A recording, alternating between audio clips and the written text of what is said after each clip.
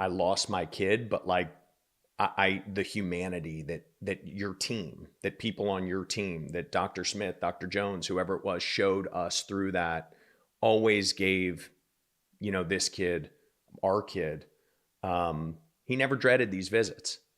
Even though he knew he was getting perpetually bad news at these visits, he never dreaded them.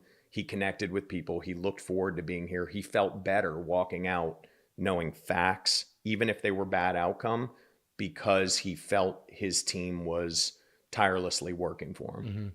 Mm-hmm. Mm-hmm. And so I think in medicine, like that's part of the deal, right? You just can't control the outcome always. Right. And man, with that, we talked a little bit last time also just about, look, beyond anything else, like you're a dad, right? Like I'm a dad, like that, trying to even like begin to imagine that process, and you deal with it all the time. And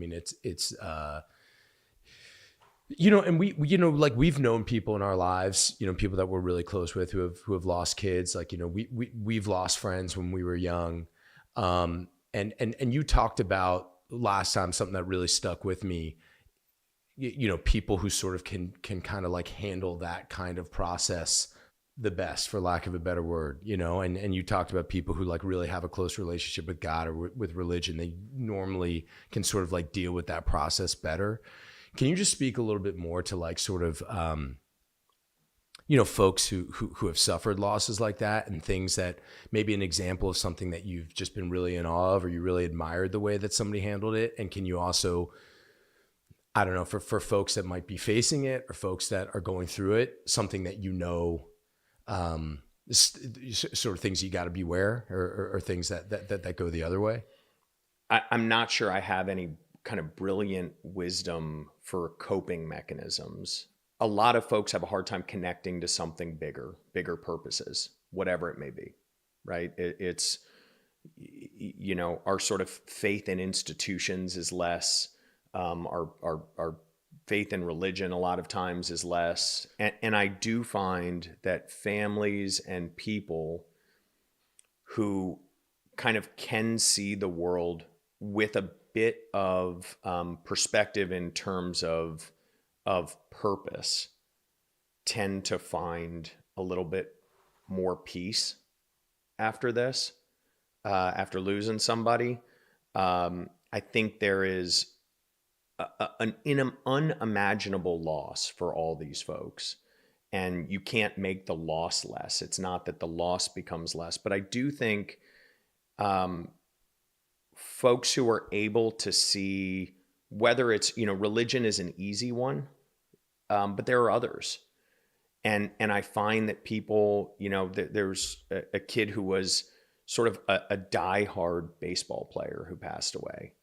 And it's like, is baseball, for most people walking in and talking about baseball when they just lost their kid, is like connecting to baseball would be silly. I mean, we have to remember, we always forget that like the thing that a kid loves, they love as much as the thing you love now most. So you think about how you think about your kids, how much you love your kids, what you would do to protect your kids. Like a 12-year-old who loves baseball would do that much for baseball. Yeah. And that's like, I mean, that it sounds so silly, but it is like, that is their connection to baseball. It is their life, or whatever their passion is. And so, when a kid who passes away, when the focus can be a connection to something bigger, and the family, the kid's brother, they found enormous peace in connecting with their baseball community, right? They got involved as coaches and volunteers and raised money to name the field after the kid. And that doesn't kind of lessen the loss. Of course. But his life to them goes on through that. And so I think there's a connectivity to purpose and kind of finding that passion that works better. And sorry, it's a long answer to a short question, but I think like the caution side is maybe about missing that, is maybe about the family focusing on the things that didn't happen.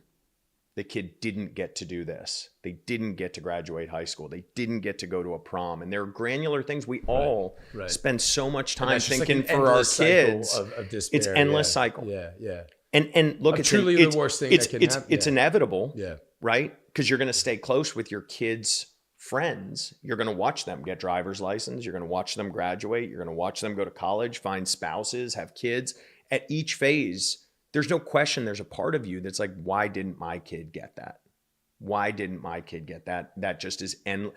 But when it gets flipped into, hey, I'm supporting the local church and getting other kids these opportunities that my kid is responsible for. Right. That's my kid who's doing that.